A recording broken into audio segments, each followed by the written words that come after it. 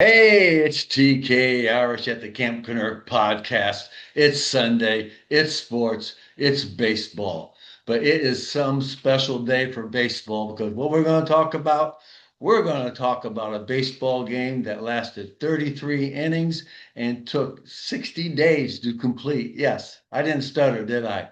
So here's the situation. Pawtucket, Rhode Island. It's 45 degrees, it's April, and the game's already 30 minutes short. Late because the lights didn't work. And maybe that should have been an omen because there were 1,740 people who bought tickets thinking that they were going to see a regular 9, 10 inning game. Well, they miscalculated it. So we have, imagine this, future Hall of Famers, Carl Ripken Jr., and Wade Boggs playing in this minor league game. And they still talked about it. So it's 1-1 after 9 innings, 10 innings, 1-1, 11 innings, 1-1, 21st inning, 1-1. Now it's 3 a.m. in the morning, other words, also known as Easter Sunday morning. So Pawtucket ties the game, and the crowd goes nuts. And then they groan, realizing that the game still has a couple more innings to play. It was so cold that the teams in both dugouts built fires in the dugout and big trash cans, and they used the broken bats for kindling. Now this is serious stuff here. 3 o'clock in the morning in that part of the country, it's cold. So the Easter Bunny wasn't hanging out too long. But so there's a little things that you might want to point out. Dallas Williams, great player, never made it to the show. Why? Well, that day he went 0 for 12, zero.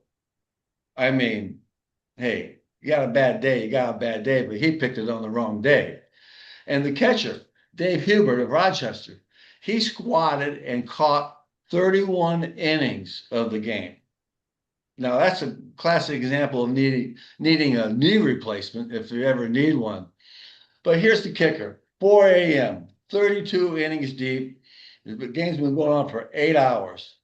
Uh, the general manager for Pawtucket calls the league president and wakes him up and explains the situation.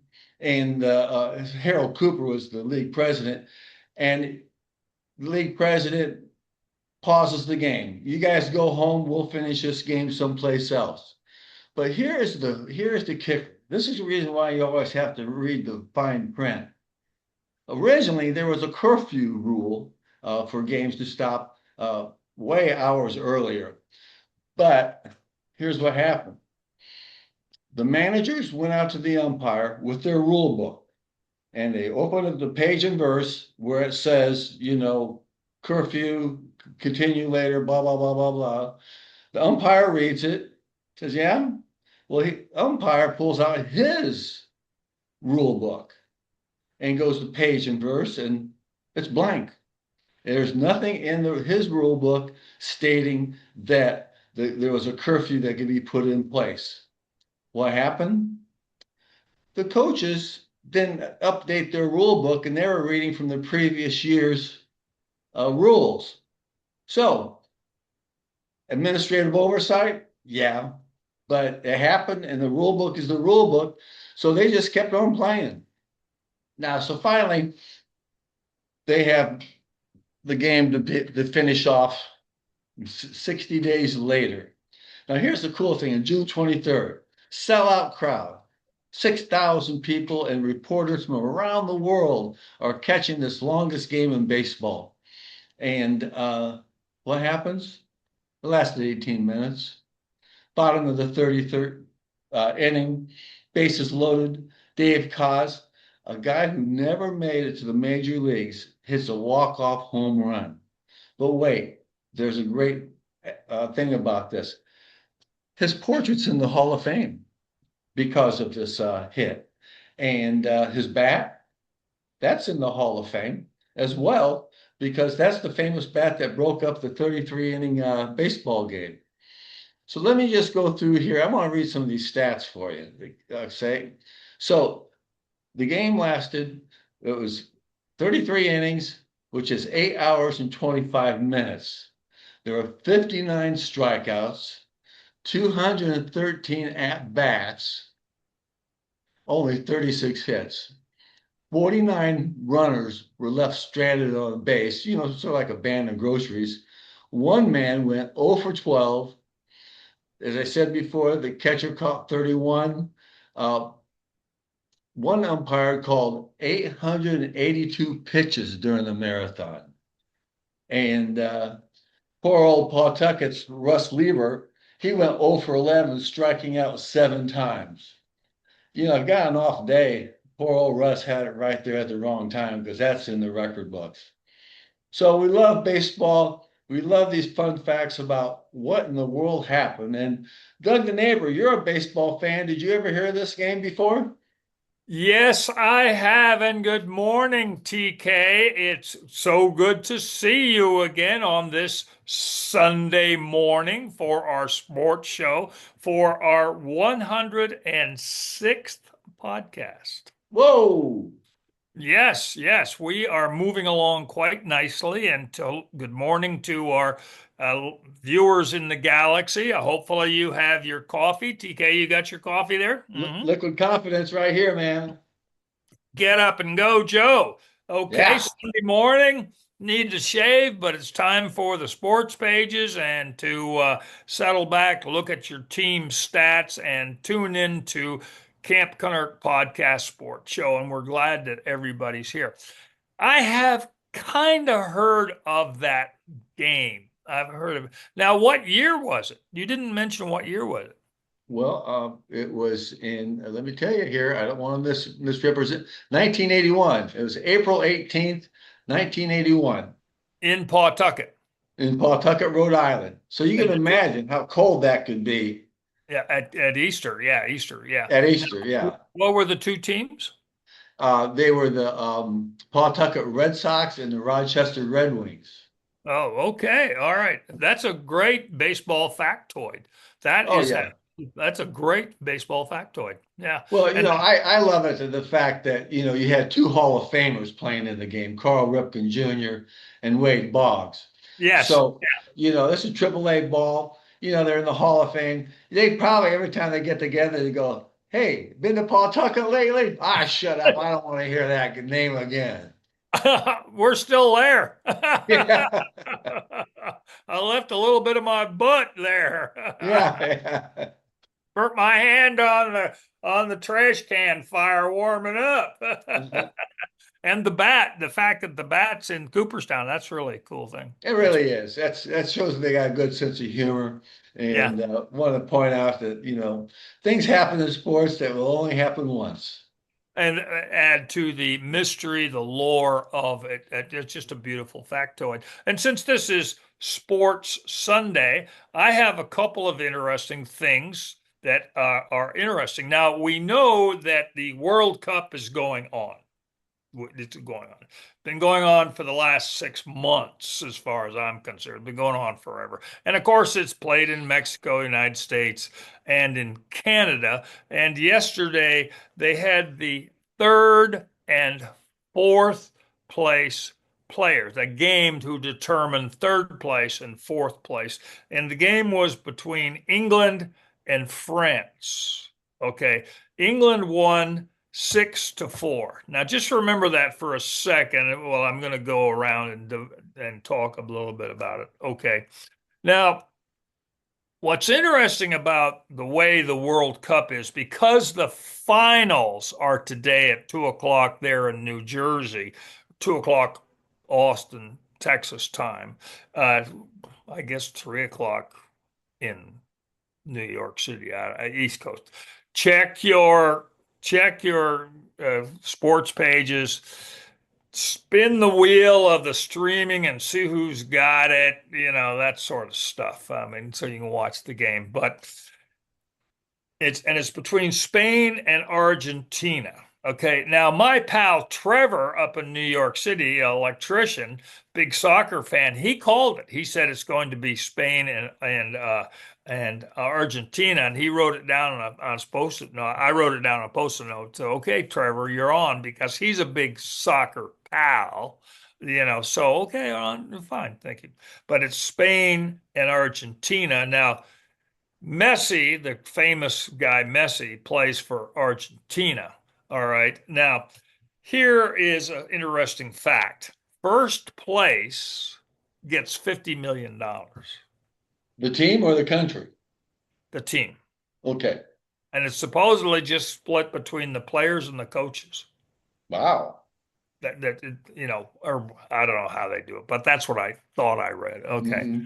Second place gets $33 million. Dollars. Okay. And then the third place team, which is England, they get 29 million. And then France, the fourth place team, because England beat France 6-4 yesterday, they get 27 million. So there's a lot of bucks involved. Now, the game yesterday between England and France was an anomaly. And this is where I think the fix is in. Okay. Okay. I'll tell you why. We know that soccer ends 1-0, 1-0, 1-1, penalty kicks, that sort of stuff. The game yesterday, the score was 6-4. That's a baseball score. Yeah, that's called increasing your ratings. Your rating 6-4.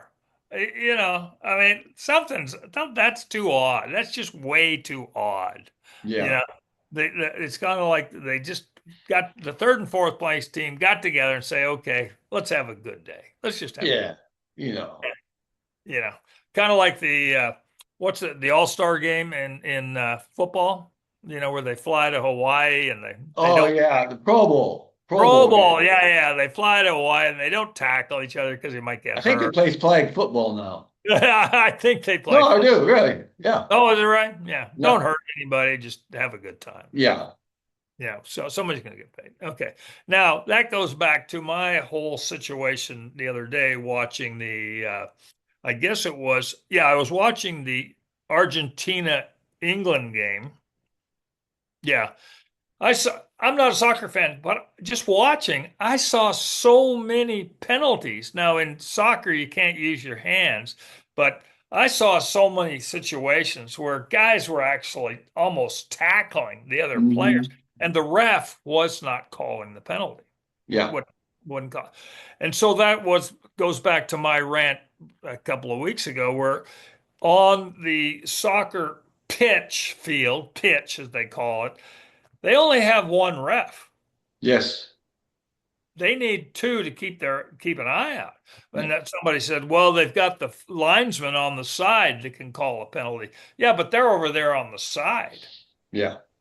They're You they're know, those guys run a minimum of 5 miles yes, yeah, a yeah, game. yeah, again, Minimum. yeah, minimum, yeah. So the game yesterday for third and fourth place, 6-4. Come on, guys. Hey, they gotta pop up the viewership for the final game, Yeah, you I know? guess. And then the fact that there were so many penalties in the England Argentina game. Come on, guys. You need an extra ref. Yeah. And here at Camp Kennerk Podcast Sports Show, we're the type of people who bring this sort of stuff up, bring it to their Because attention. I guarantee you, well, people in the listeners in our galaxy will be sending a lot of comments, getting their opinion out about what this is doing to the game. Yeah, yeah, that's absolutely true. Now, yesterday was also today. So today at about 2 or 3 o'clock, then check your time and local listings. But yesterday, the NBA, excuse me, WNBA, the women's NBA. Okay, Caitlin Clark. The, she had a legendary game against Seattle. Hmm. And it got down to the finals. The score was 110 to 107. And Caitlin Clark had a bomb that she dropped from way downtown, back by the logo. Okay. She scored 45 points, had two rebounds and 10 assists. And Well, to our viewers in the galaxy, if you get a chance to go on YouTube or TV or whatever platform you use and just watch the highlights of her shooting. It's yes, unbelievable. I watched this, and it's a clinic. I'm just going to say it's a clinic to watch Yeah, her shoot the long ball. yeah, yeah, unbelievable. Just where's she shooting from? It went in. Yeah. Mhm. Well, how'd she do that? But it's just stunning, absolutely stunning. Now, yesterday in the sports world, also, as we cover the galaxy, in England, a guy named Josh Kerr ran the mile at a track meet. Okay. All right. Now, let me back up a bit. In May 6, 1954, an Englishman named Roger Bannister, a young guy, in 1954. He broke the 4 minute mile. No one had ever broken the 4 minute mile. He ran his under 4 minute and at 3 minutes and 59.4 seconds. Okay, at the Iffley Road track in Oxford in 1954. Now, that mark stood for years and years and years because he was the first person under 4 minutes.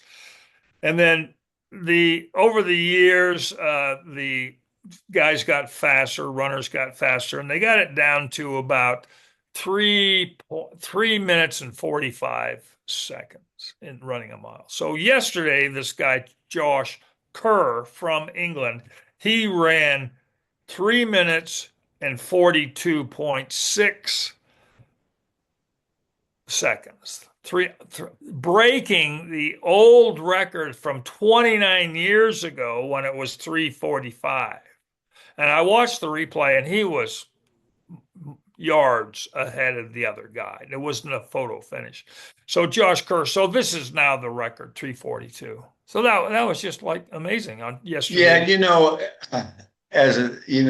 here's what my interpretation is. If you're in second and third place, you're behind him, and the only thing you are thinking is, I sure hope that number on his back doesn't get any smaller. Yeah, yeah. But we're Americans. We don't care about second place. No, We don't care about it. Nobody remembers second place. that's right. You know, did you win? Yeah, did you win? Mhm. It's like the soccer today. The soccer finals are today. Who won? And that's it. Mhm. The other teams get a lot of money. Who'd they play? We don't care. Yeah. We don't care. All right, so let's go on to my Texas Rangers. I got my hat on here. I'm ready. Okay, got my baseball, my squishy ball right here. I got my coffee right here, and let's go on Texas Rangers. We just had the All-Star break, so it's back to playing baseball. Okay. Now, at the All-Star break, the Texas Rangers were in first place, and they're still in first place. And they had a three-game series against Atlanta, and the first two games they lost, and then they play a rubber game today. Okay, a rubber game today. It's a 2:30 game, and then it's a getaway game, rubber game, and then they fly back to Dallas, and then they're going to play Atlanta. They're going to play the Chicago White Sox. Okay. Now, what's interesting is Atlanta is first in the National League East. Okay. And then when they get home and they play the Chicago White Sox, they are first in the American League Central. Okay. And then they have a 4 game series against Seattle, which is the number 2 team because we're a game and a half above Seattle in the American League West. And then they have a 3 game series against Tampa Bay, who are the leaders in the American League East. Excuse me. So the Texas Rangers leading the All-Star break are back. So then they play Atlanta, then they play Chicago White Sox, then they play Seattle, and then they play Tampa Bay. Yeah, So it's a one real thing they tough. should not do, one thing they should not do is play dead. Play dead.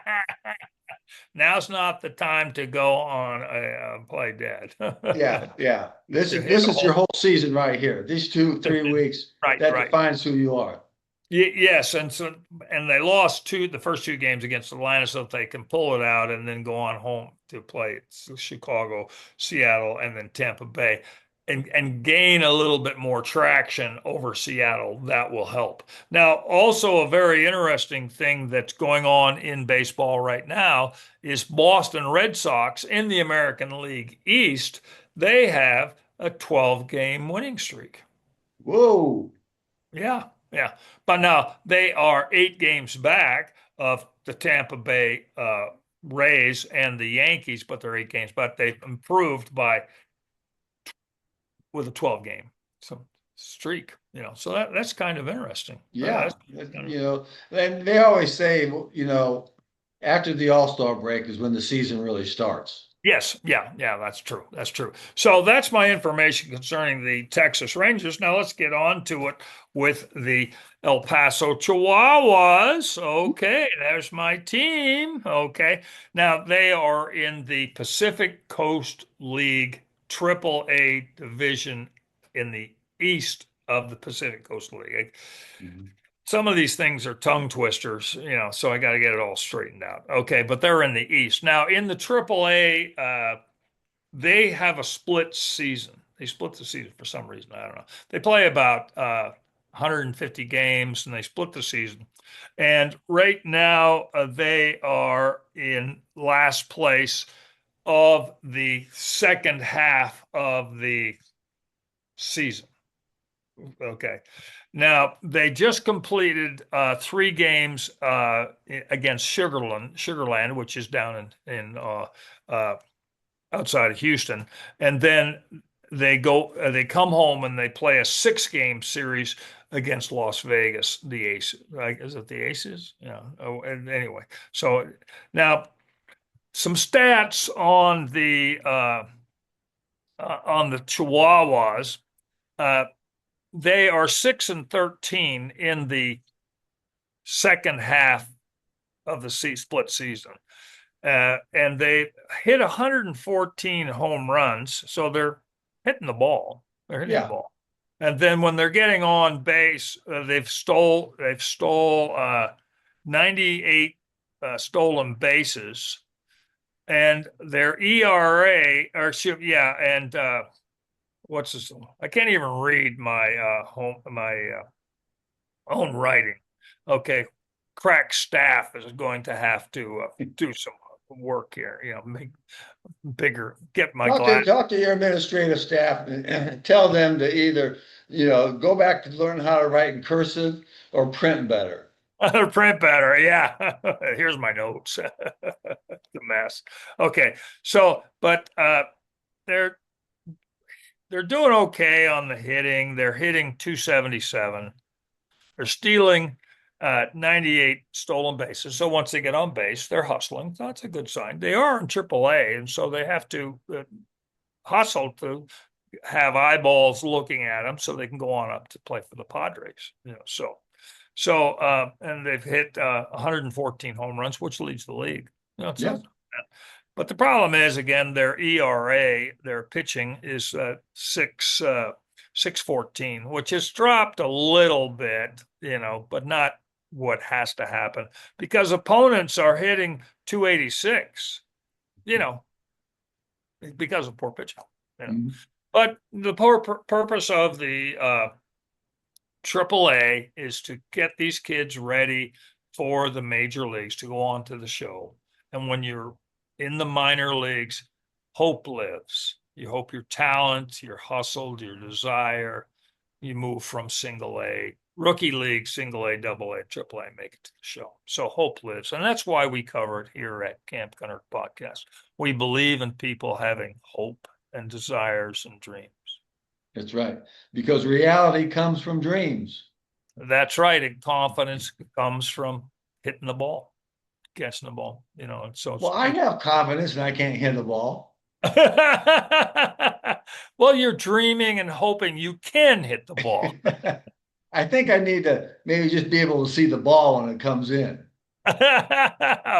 Seeing at our age, seeing the ball. That's right. TK, this is what I got. World Cup, Caitlin Clark and the WNBA, Josh Kirk setting a record in the mile, the Texas Rangers and the Chihuahuas. That's what I got for Sunday Morning Sports, podcast number 106. Play ball. Aaron Go Brawl.